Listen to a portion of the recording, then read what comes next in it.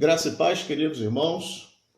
Estamos aí dando continuidade à parte número 3 do nosso estudo de escatologia e de profecias do tempo do fim, cujo tema é Identificando o Reino da Besta e o Anticristo. E a nossa leitura oficial, o nosso texto áureo, encontra-se em Apocalipse, capítulo de número 13, do verso 1 ao verso 10, que nos diz assim: E eu pus-me sobre a areia do mar, e vi subir do mar uma besta, que tinha 7 cabeças e 10 chifres, e sobre os chifres 10 diademas, e sobre as cabeças o nome de blasfêmia. E a besta que vi era semelhante ao leopardo, e os seus pés como os de um urso, e a sua boca como de um leão. E o dragão deu-lhe o seu poder e o seu trono e grande poderio. E vi uma de suas cabeças como ferida de morte, e a sua chaga mortal foi curada, e toda a terra se maravilhou após a besta. E adoraram o dragão, que deu à besta o seu poder, e adoraram a besta, dizendo: Quem é semelhante à besta?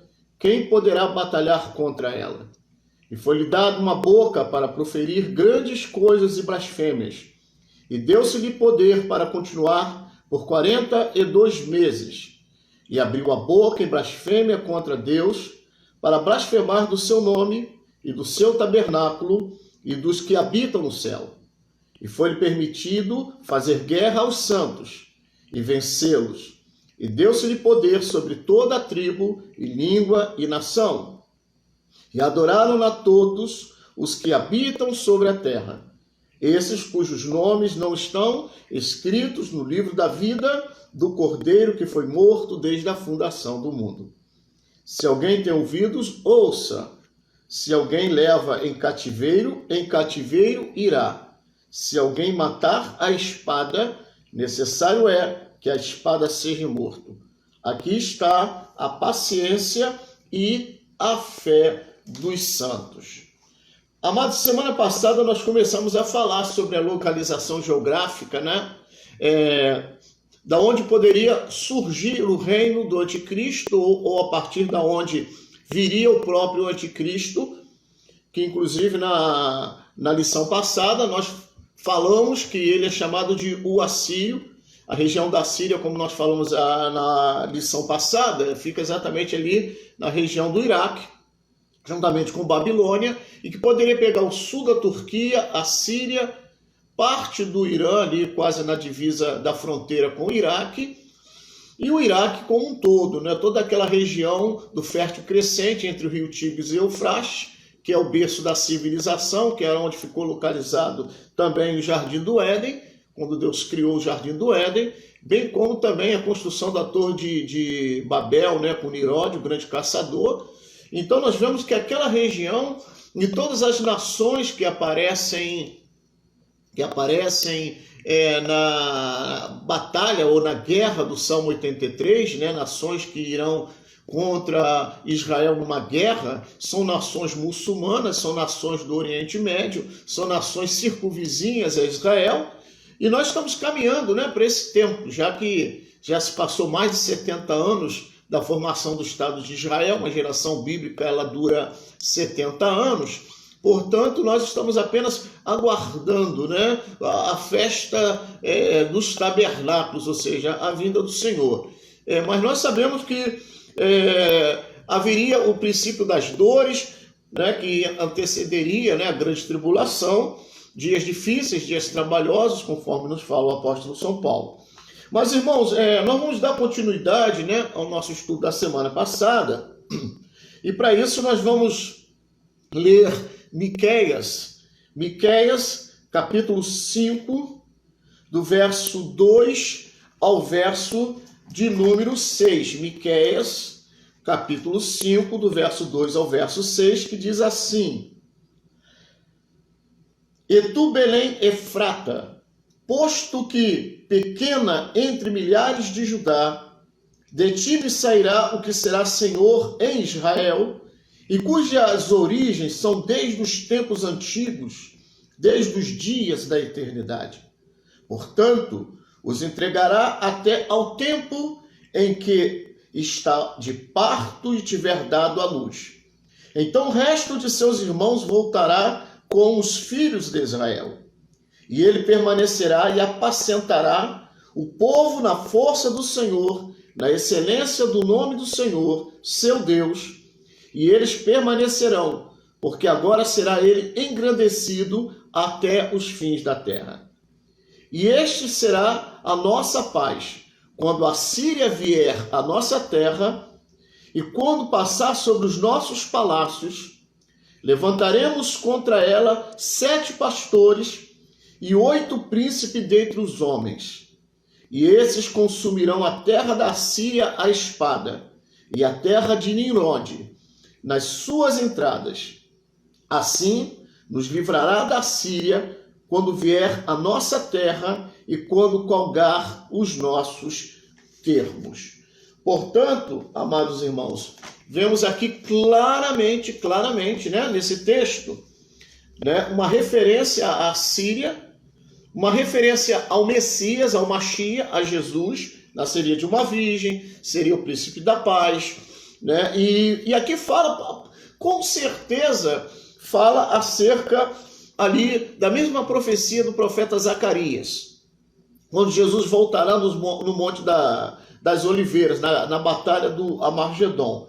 Então nós vemos, irmãos, aqui claramente, né, uma referência, né, ao Messias, à Síria, e fala que a Síria invadirá os seus palácios, os seus termos, e haverá um enfrentamento entre o Machia, né, entre o Messias e entre o Anticristo. E exatamente na terra de Israel, ali no Monte das Oliveiras, que ocorrerá no final da grande tribulação, quando Jesus se manifestar e todo olho ver, e ele descer no Monte das Oliveiras, ele vier com os anjos, e ele vier com as nuvens, e ele voltará ali naquele momento para travar essa batalha diante do pedido de socorro, de um clamor de Israel, diante do enfrentamento e da derrota iminente pelo exército do anticristo, que certamente muito mais volumoso, muito maior, né, invadirá Israel. Israel ficará em situação muito difícil, né, ao ponto de ser exterminado, mas então eles clamam ao Senhor, Jesus voltará em seu socorro, cumprindo a profecia de Zacarias, e nós vemos aqui uma referência disso também em Miqueias 5, 2-6. No versículo 2, lemos sobre o nascimento de Jesus em Belém. No versículo 5, lemos que este homem, Jesus, que nasceu em Belém, será a paz dos judeus quando a Síria invadir Israel. No final do versículo 5 e no início do versículo 6, lemos que Israel vai levantar 7 pastores e 8 príncipes dentre os homens, provavelmente uma referência para os líderes políticos e militares israelenses que vão consumir a terra da Síria à espada, né, através do poder militar, da guerra bélica. E a terra de Nimrode, né, onde o grande caçador, o construtor da torre de Babel. Vamos ler Zacarias, né?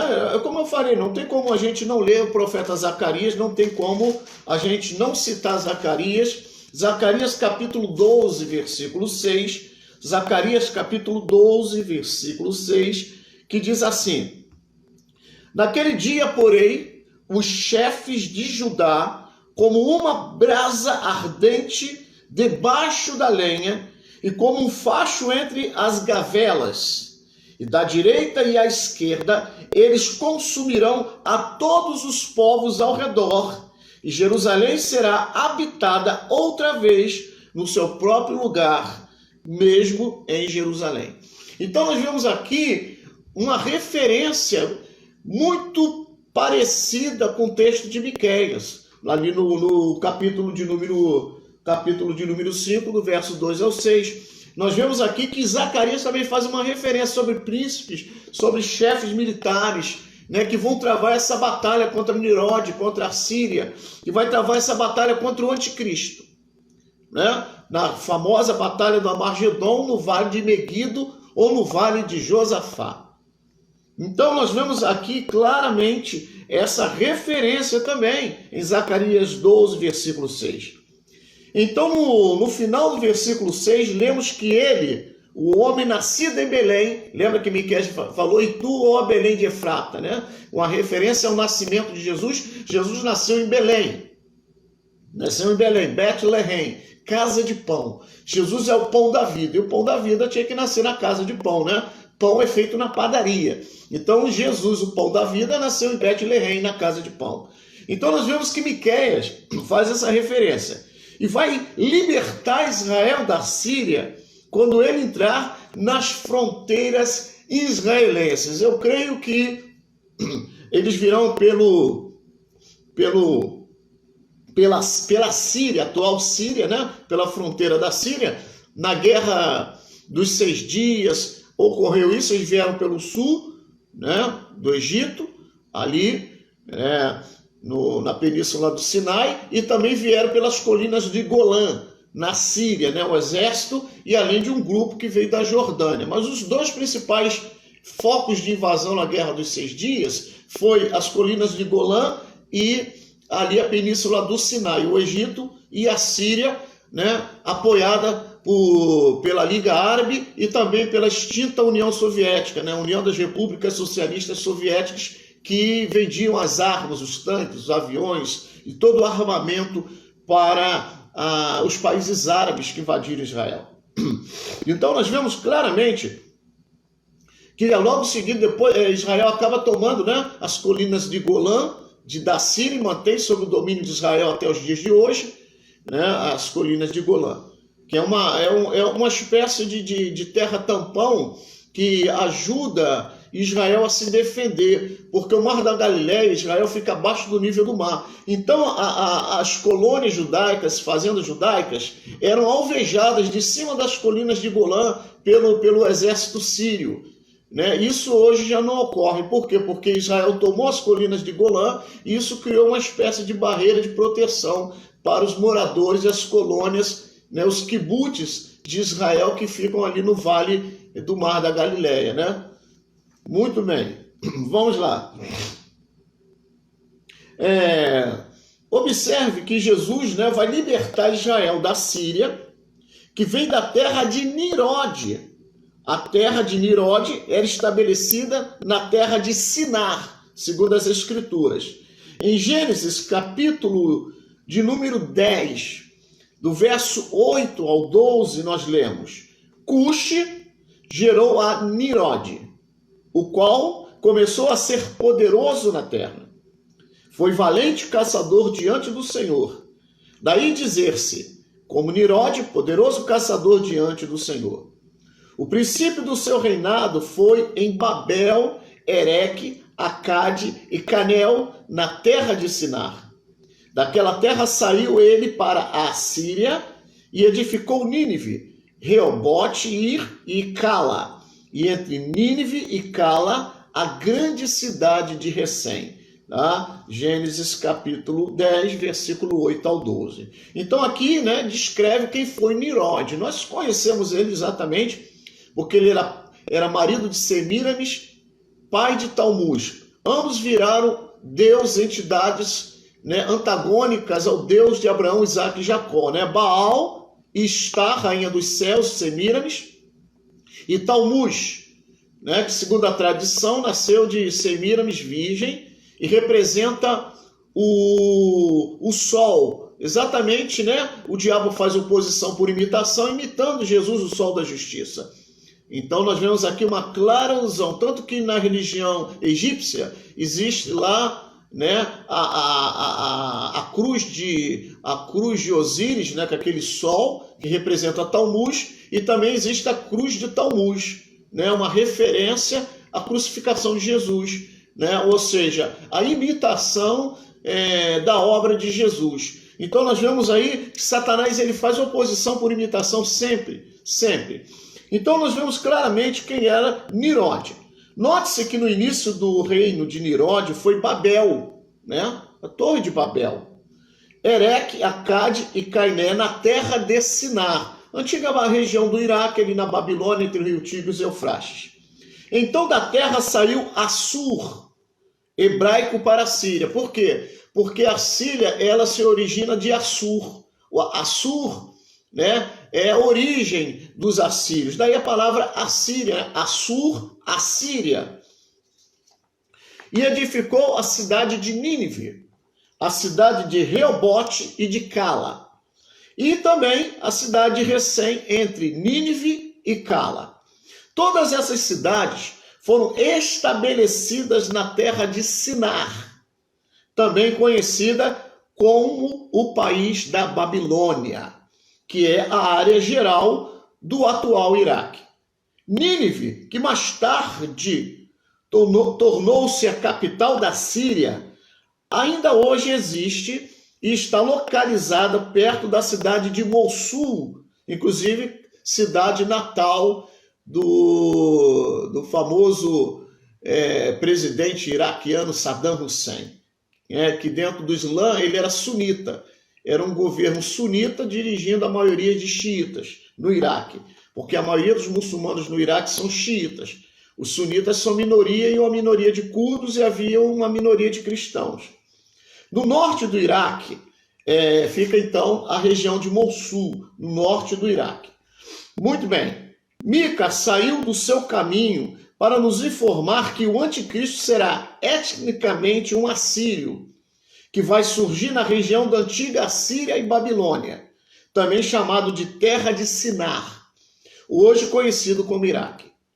É interessante notar que 8% da população do norte do Iraque é assíria, e eles estão trabalhando muito duro em direção de terem um Estado independente assírio no Iraque. Ou seja, há uma tentativa de se formar um Estado curdo, Kurdistão, e os moradores dessa região de Mossul, no Iraque, no norte do Iraque, que era a antiga terra da Síria, onde ficava a cidade de Nínive, Babilônia, por aí vai, eles estão tentando se emancipar, se tornar independente do resto do Iraque, né? Formar um país de maioria sunita, né?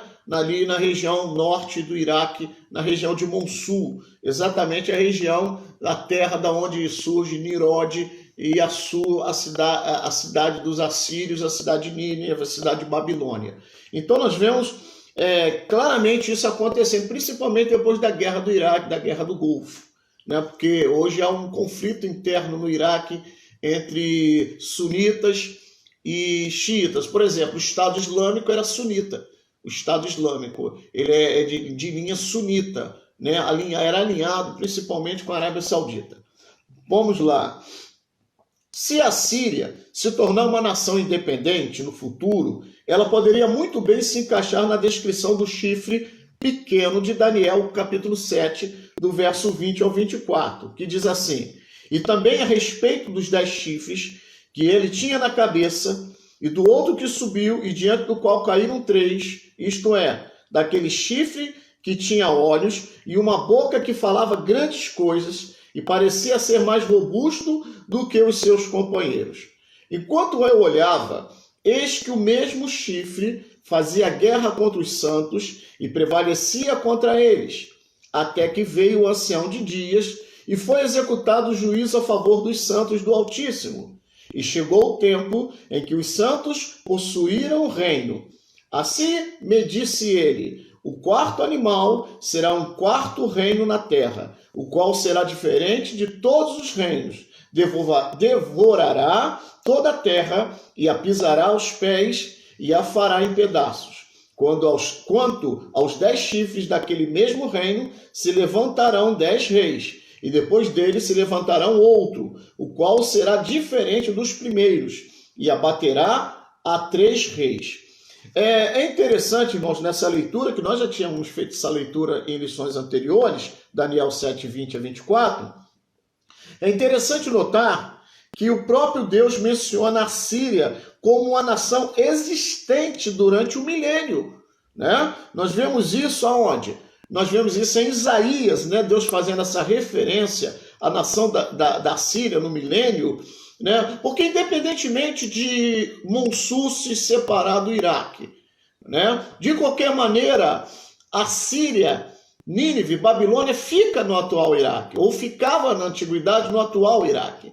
Portanto, mesmo que o Iraque permaneça como uma nação unida, mesmo assim o anticristo, a possibilidade do anticristo vir dessa região é muito grande, independentemente da separação ou não, né, do norte do Iraque, da região de Monsul, onde ficava a antiga Síria. Mas, de qualquer maneira, é importante nós notarmos, irmãos, que Deus, através do profeta Isaías, fala sobre, ou menciona, né, sobre a Síria como uma nação existente no período do milênio, dos 1000 anos que Jesus reinará sobre a terra, no seu reino de paz de 1000 anos, né, que vai ocorrer após a batalha do Armagedon, o julgamento das nações e a prisão de Satanás e dos demônios lá no lago que arde com fogo, no lago que arde com fogo e enxofre, no poço do abismo, né? Serão presos no poço do abismo e serão soltos no final do milênio para a última batalha contra o seu Messias. Aí sim ele será derrotado definitivamente e aí sim será lançado no Geena, no lago que arde com fogo e enxofre, e virá então o juízo final, ou o tribunal do trono branco, e após ele a terra será purificada pelo fogo e iniciará o estado de eternidade. Eu digo estado porque é um estado de eternidade, não é um lugar, é um estado de eternidade. Então vamos lá. Olha só o que diz Isaías 19, 23 a 25. Naquele dia haverá entrada do Egito até a Assíria. Os assírios irão ao Egito e os egípcios à Assíria. E os egípcios adorarão com os assírios. Naquele dia, Israel será o terceiro com os egípcios e os assírios. Uma bênção no meio da terra, porque o Senhor dos exércitos os abençoará, dizendo: bendito seja o Egito, meu povo, e a terra da Síria, obra de minhas mãos, e Israel, minha herança. Essa é uma referência realmente a esse período de paz do milênio, né? Deus aqui está chamando o Egito e a Síria de meu povo, e que juntamente o Egito com a Síria, juntos com Israel, adorarão o nome do Senhor, e eles são chamados de minha herança. Israel, a minha herança, está de mãos dadas, ou seja, Israel, a herança do Senhor, está de mãos dadas com o Egito e com a Síria, e Deus diz assim, né? E uma bênção no meio da terra. Né? Uma bênção no meio da terra. Por quê? Porque os egípcios e os assírios adorarão ao Senhor, Deus de Israel, cujo Israel é herança de Deus. Então, amados, nós vemos claramente aqui uma referência. Isso só pode acontecer nos nossos dias, impossível. Somente no milênio. Os países antigos, possíveis países muçulmanos reconhecerão Deus de Abraão, Isaque e Jacó, Jesus, o Messias, o Machia, como o único e verdadeiro Deus. Né? Haverá uma conversão dessas nações muçulmanas ao Senhor. Então isso só vai ser possível depois da batalha do Armagedon, do julgamento das nações, Jesus separa o bode das ovelhas, e do início do milênio, ali quando até a Nova Jerusalém descer do céu ataviada. Né? Então, isso é uma profecia milenar, sobre o milênio, sobre o período do milênio. Para a Síria entrar no milênio como uma nação, primeiro ela deve renascer antes do início do milênio. Ela começa a fazer sentido para mim quando Isaías chama o anticristo de o rei da Babilônia, em Isaías capítulo 14, versículo 4, né? Nós vemos Isaías, ali Deus chama ele de o rei da Babilônia. Proferirás esta parábola contra o rei de Babilônia e dirás: como cessou o opressor, como cessou a tirania. E ao mesmo tempo, Isaías chama ele de o rei da Babilônia, mas também chama ele de o assírio. Está lá em Isaías 14, 25, que diz assim: quebrantarei o assírio na minha terra e nas minhas montanhas o pisarei. Então o seu jugo se apartará deles e a sua carga se desviará dos seus ombros.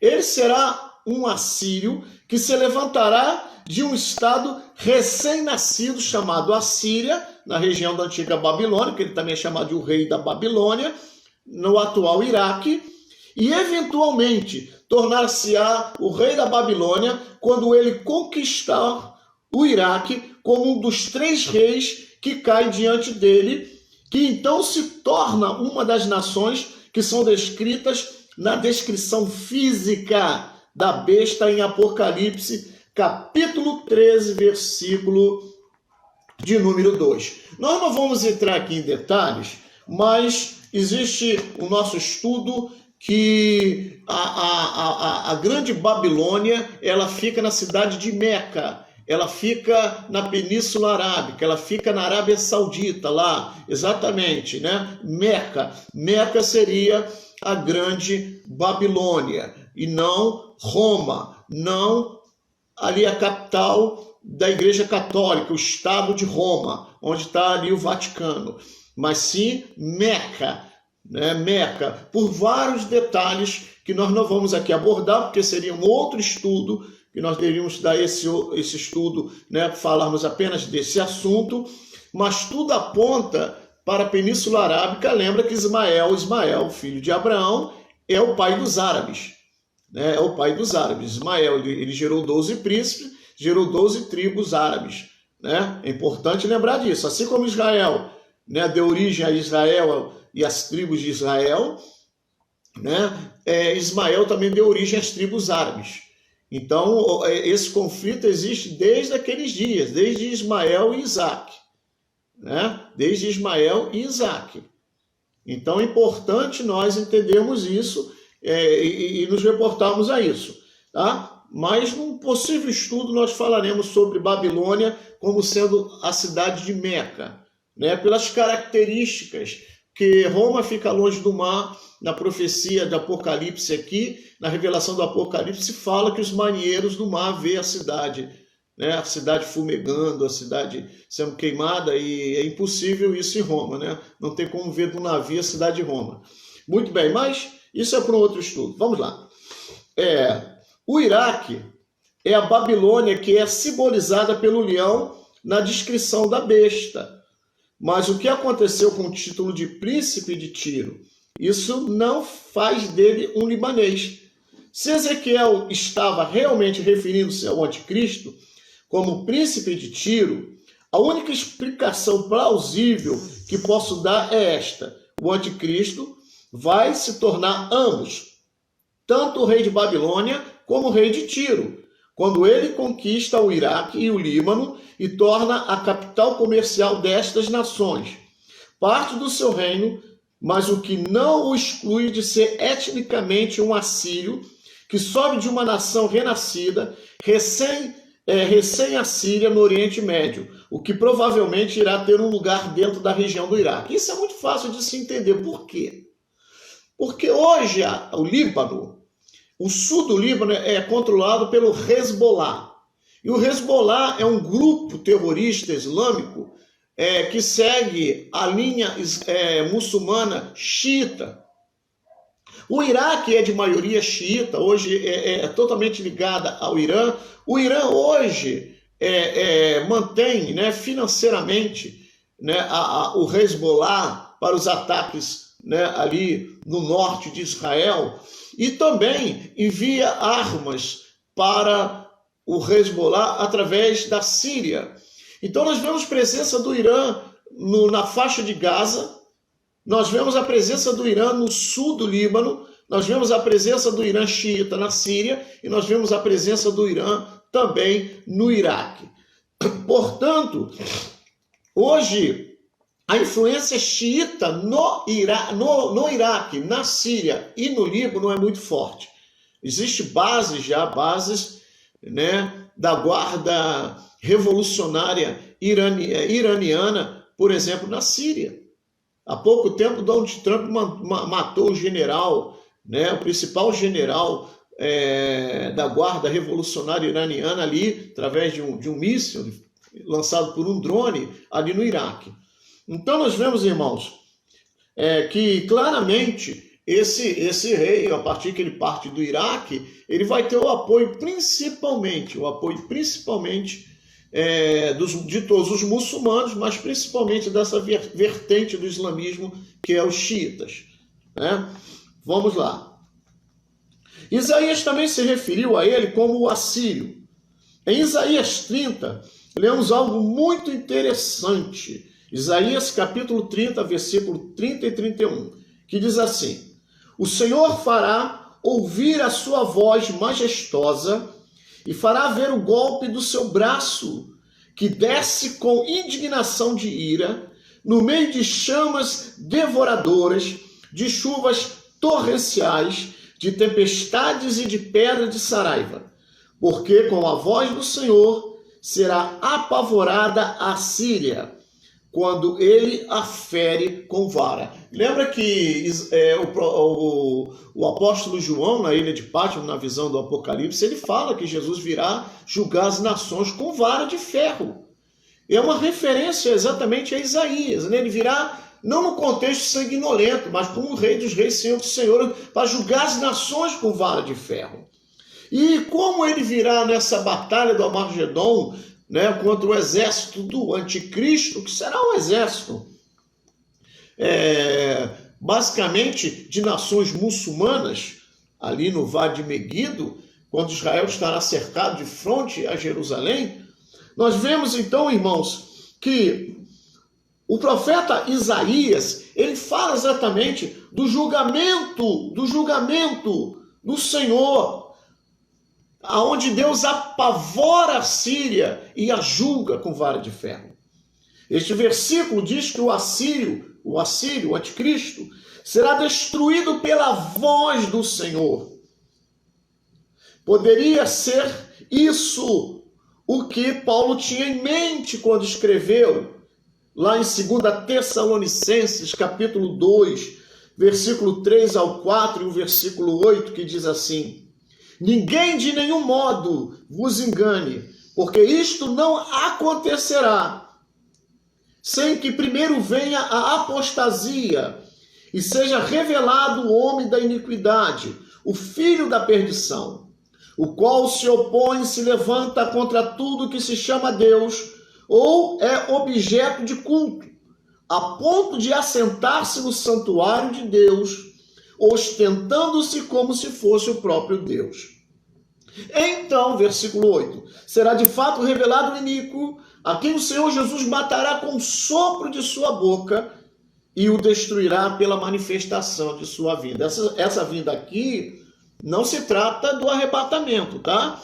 Mas da segunda fase, ou do segundo estágio, da segunda vinda, chamado de manifestação, quando todo olho verá, quando Jesus descerá no Monte das Oliveiras para o enfrentamento na batalha do Armagedon, do Assírio, do Anticristo e seus exércitos. Tá? Então é importante nós lembrarmos isso. E esse texto, né, nos faz lembrar o profeta Isaías capítulo 30, versículo 30 e 31, e talvez Paulo tivesse em mente esse versículo.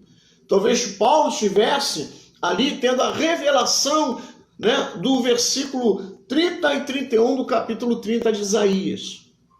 Porque há muita semelhança entre um texto e outro. Portanto, irmãos, precisamos entender que Paulo diz que o anticristo será destruído pelo sopro da boca do Senhor. Assim como Isaías escreveu, né, que pela voz do Senhor será o assírio destruído. Embora Paulo e Isaías usem termos diferentes, a ideia é a mesma. A ideia é a mesma, o sopro e a fala exige, né, respiração. Quando você faz aula de canto, você treina a respiração. Quando faz aula de dicção, você precisa, né, fazer exercício de respiração. Então, tanto para soprar como para falar, você precisa, né, do sopro, da respiração, de mover o diafragma, encher os pulmões de ar, inspiração, respiração. Então, você precisa. Então, os termos aqui, sopro e falar, né, são termos diferentes, mas que talvez tenham sentidos iguais, ou tenham o mesmo sentido ou a mesma ideia, né? Então, porque os textos são muito parecidos, né? Tanto Isaías 30, 30 e 31, como aqui 2 Tessalonicenses, capítulo 2, do verso 3 ao 4, versículo de número 8. Nós vemos aqui a similaridade muito grande entre esses dois textos. Muito bem. Em Daniel, irmãos, Daniel capítulo 7, versículo de número 20, nós lemos: e também a respeito dos 10 chifres que tinha na cabeça e de outro que subiu, diante do qual caíram 3, daquele chifre que tinha olhos e uma boca que falava com insolência, e parecia mais robusto do que os seus companheiros. Já em Isaías capítulo 10, versículo 12 e 13, lemos: por isso acontecerá que, havendo o Senhor acabado toda a sua obra no Monte Sião e em Jerusalém, então castigará a arrogância do coração do rei da Síria e a desmedida altivez dos seus olhos, porquanto o rei disse: com o poder da minha mão fiz isto, e com a minha sabedoria, porque sou inteligente, removi os limites dos povos e roubei os seus tesouros, e como valente abati os que se assentam em tronos. Vemos aqui, irmãos, que este rei da Síria, ele fala de forma arrogante. E, além de arrogante, ele é blasfemo. Por quê? Porque ele se levanta contra tudo que se chama a Deus e contra toda forma de culto a Deus. E ele é arrogante, ele é soberbo, né? Ele tem uma desmedida altivez nos seus olhos, né? Ele é muito intrépido, né? Se sente muito bem sobre si mesmo, é autossuficiente, é arrogante, né? É dono de si, é soberbo, é altivo. A semelhança de Satanás, Isaías 14, subirei acima das estrelas dos céus e serei semelhante ao Altíssimo, e no meio da congregação dos santos me assentarei. Vemos a altivez, a soberba, a petulância, a arrogância de Satanás, que ainda era um querubim, virou e desceu de lá Satanás, porque foi precipitado ao mais profundo abismo. Então nós vemos, irmãos, que esse anticristo assírio, o anticristo, ele é arrogante, extremamente arrogante, essa figura mencionada por Daniel. Aqueles que pensam, irmãos, que Isaías, capítulo 10, estava se referindo da volta do rei da Síria, irá notar que ambos os capítulos estão conectados. Por quê? Porque nos tempos de Isaías, e nós aí sugerimos a leitura de Isaías capítulo 10 e 11, sem olhar para a divisão de capítulo, você lê o capítulo 10 e o capítulo 11, eu não vou ler porque é uma leitura muito extensa, mas você precisa ler o capítulo 10 e o capítulo 11 sem divisão de capítulo, como se fosse um capítulo só, né? Você lê o capítulo 10 e 11 de Isaías como um capítulo só, né, sem divisão de capítulo, você irá notar que os capítulos 10 e 11 estão conectados. Até porque você sabe, né, irmãos, não existia capítulo nem versículo na Bíblia, né? Isso foi criado para nos ajudar na leitura, para nos ajudar a achar o texto, o versículo, o capítulo, né? Isso foi criado para facilitar a nossa leitura, acompanhamento, pesquisa bíblica. Mas nos tempos bíblicos não existia capítulo, não existia versículo. O texto era escrito direto, né? Era escrito direto.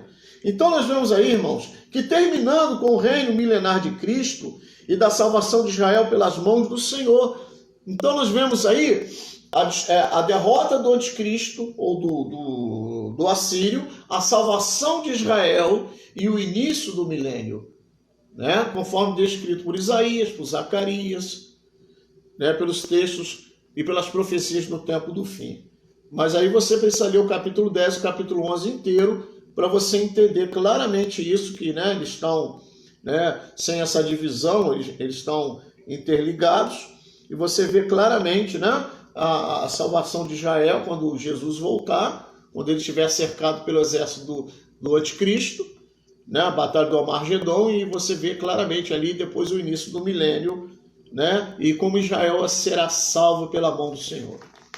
Irmãos, nós estamos caminhando para o fim. Hoje o nosso estudo vai ser um pouco mais curto, né? Nós estamos caminhando realmente para o término, né? E eu tenho plena certeza, né? Por isso nós usamos muitos versículos bíblicos. Você pode observar que eu não fico aqui muita teoria, muita corrente teológica, muita corrente escatológica. A gente prefere ir aos versículos bíblicos e deixar que os textos bíblicos falem por si mesmo, né? Deixar que a própria Bíblia fale por si mesmo, ok?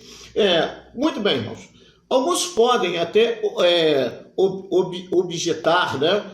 Objetar a visão de que o anticristo será de origem assíria, por causa de um verso encontrado em Daniel, capítulo 9, versículo 26, parte B, que diz assim: e o povo de um príncipe que há de vir destruirá a cidade e o santuário, e o seu fim será num dilúvio. Até ao fim haverá guerra, desolações são determinadas. Né? Baseado nesse texto de Daniel 9, versículo 26, parte B, alguns poderiam até dizer: olha, bem, cara, o anticristo é um assírio. Mas como a gente entende esse versículo de Daniel 9, 26, como a gente interpreta isso ao contexto dessa revelação? A gente precisa entender, primeiramente, irmãos, o povo do príncipe que há de vir, né, que destruiu a cidade de Jerusalém e o santuário, o segundo templo, foram os romanos.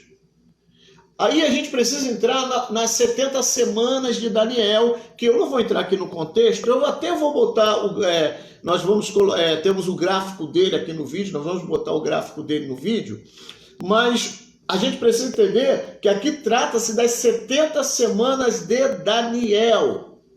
70 semanas de Daniel. Né?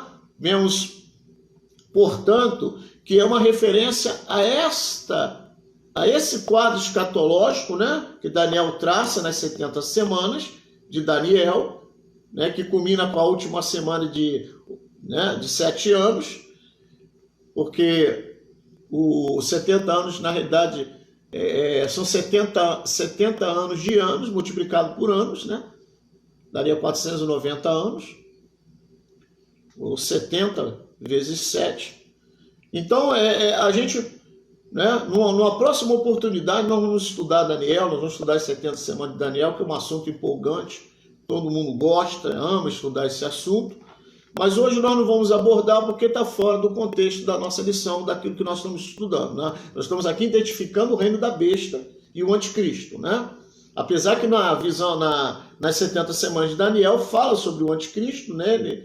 Ele aponta lá, mas não é o caso aqui do nosso estudo. Mas vamos lá. O povo do príncipe que há de vir, que destruiu a cidade de Jerusalém e o santuário, foram os romanos.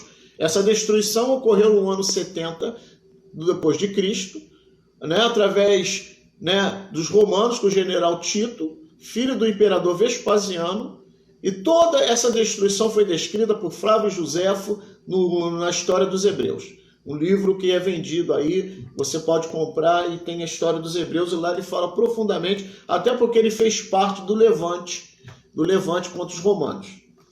Com base neste versículo, muitos concluem que o príncipe, o anticristo, será de origem romana.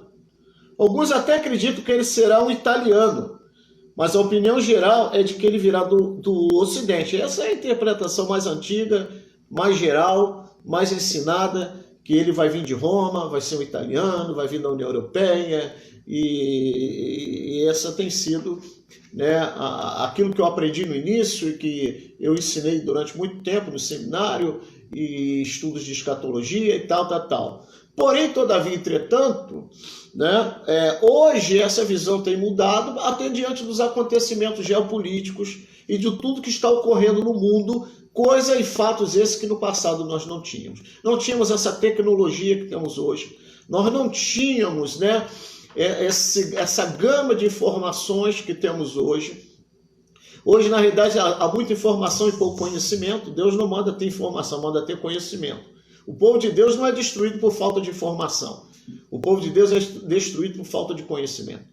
Eu espero estar passando conhecimento e você esteja recebendo conhecimento, não informação. Porque se você estiver recebendo informação e não conhecimento, você esquece essa informação, amanhã tu não lembra mais de nada. Mas o conhecimento não. A única coisa que pode destruir o povo de Deus é a falta de conhecimento. Então essa linha, né, de interpretação do anticristo ocidental de Roma é o que foi mais ensinado. O problema é que Roma, nos tempos antigos, era um império e não apenas uma cidade. Roma não era só a cidade de Roma, Roma era o Império Romano. Todas aquelas terras em torno do mar Mediterrâneo, norte da África, Oriente Médio, Europa, Gália, Bretanha, Ásia Menor, Grécia, toda aquela região fazia parte do Império Romano. Roma não era uma cidade, Roma era um império. Meca não é um império, Meca é uma cidade. É por isso que eu falei com vocês que nós vamos estudar que a Grande Babilônia, Meca, mas num próximo estudo aí, se Deus quiser. Ok? Na verdade, algumas das legiões romanas estavam localizadas em áreas conhecidas hoje como a Síria, o Líbano, a Jordânia e o Iraque.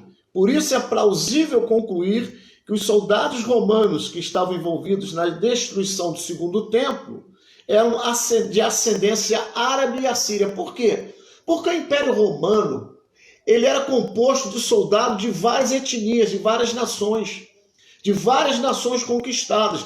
Não havia soldado romano só de italiano, até porque não tinha tanto italiano para compor tantas legiões romanas, para ficar posicionado em tantos lugares imensos, né? Numa geografia imensa, numa região geograficamente imensa. Né? Muitas das legiões romanas eram compostas por o próprio Flávio Josefo. Depois ele se torna um oficial do Império Romano. O próprio Flávio Josefo se torna um oficial do Império Romano. Então ela era composta por egípcios, por assírios, por pessoas da cidade de Tiro, de Sidom. Então o exército romano, com o passar do tempo, ele passou a ser composto por soldados de inúmeras nações diferentes. Né, as legiões romanas. Concluído, irmãos, para nós terminarmos. Muitos bons estudantes, e eu espero que você seja um deles, de profecias do tempo do fim, ao longo dos séculos ensinaram que a besta do Apocalipse, capítulo 13, refere-se a um império romano restaurado, o Império Romano redivivo, nos últimos dias, e que a União Europeia seria o reino profetizado do Anticristo. Muitos bons estudantes de profecia ainda ensinam isso hoje e confesso que eu também acreditava, né, dessa mesma maneira e ensinei durante muito tempo dessa forma. Mas quando vamos olhar mais de perto a descrição física da besta do capítulo 13, vemos que os animais descritos apontam para os antigos reinos do Oriente Médio, o próprio Salmo 83, todas as nações ali são nações do Oriente Médio, que seriam ressuscitados na forma de nações, para tornarem-se a base política do anticristo. Inclusive, nós vemos isso quando nós estudamos sobre Gog e Magog, Meseque e Tubal, né? Quando a gente estuda sobre Ezequiel, né? Fala sobre Gog e Magog, o rei do norte, nós vemos que são nações todas envolvidas, vemos um conflito que haverá entre a antiga Pérsia e a Arábia Saudita, entre o Irã e a Arábia Saudita, e hoje eles são inimigos mortais, né? Tanto o que um é de origem sunita, hoje outro é de origem xiita. O Irã já ameaçou várias vezes destruir a Arábia Saudita, e uma profecia diz que os campos petrolíferos da Arábia Saudita serão como piche queimado, né? Vai queimar igual na Guerra do Golfo, né? Que os poços de petróleo de Saddam Hussein foram queimados, aquela fumaça negra, aquele cheiro de enxofre. Então nós vemos que todas as nações apontam para o Oriente Médio. Esses animais descritos no Apocalipse não podem estar apontando para um anticristo europeu de olhos azul, louro, branco. Se vamos tomar o texto bíblico literalmente. Quando estamos a comparar a visão de Daniel dos animais com a visão de João, da besta final, observamos que o anticristo tem mais características do Oriente Médio do que características de um anticristo europeu. O próprio Miqueias nos diz, né, que ele será o rei da Babilônia. Isaías também fala exatamente isso, o rei da Babilônia. Miqueias fala do rei da Síria, chama ele de o assírio. O próprio Isaías chama ele de o assírio. Então, tanto Miqueias como Isaías fala que ele será o rei do Babilônia, o rei da Síria, e ele é chamado de o assírio, e que ele virá contra Israel e os seus príncipes, né, os príncipes de Israel, generais, militares, se levantarão para defender a nação de Israel contra o ataque do exército do anticristo. Portanto, irmãos, que Deus vos abençoe, graça e paz, né? Lembre-se sempre, estamos no tempo do fim, caminhando para o tempo do fim. Quem está de pé, cuide-se para que não caia. Quem é limpo, limpe-se mais ainda. Quem é santo, santifique-se mais ainda. E quem é sujo, suje-se mais ainda. Os tempos são difíceis. Não podemos, irmãos, esmorecer na fé. Não podemos abandonar a fé. Não podemos nos apostatar. Pelo contrário, precisamos estar firmes no Senhor, porque o Senhor virá. O anticristo se levantará. E nós, como igreja de Jesus, precisamos estar preparados, vigilantes e atentos, como o atalaia de Dumã na profecia do profeta Isaías. Que Deus vos abençoe, em nome de Jesus. Amém.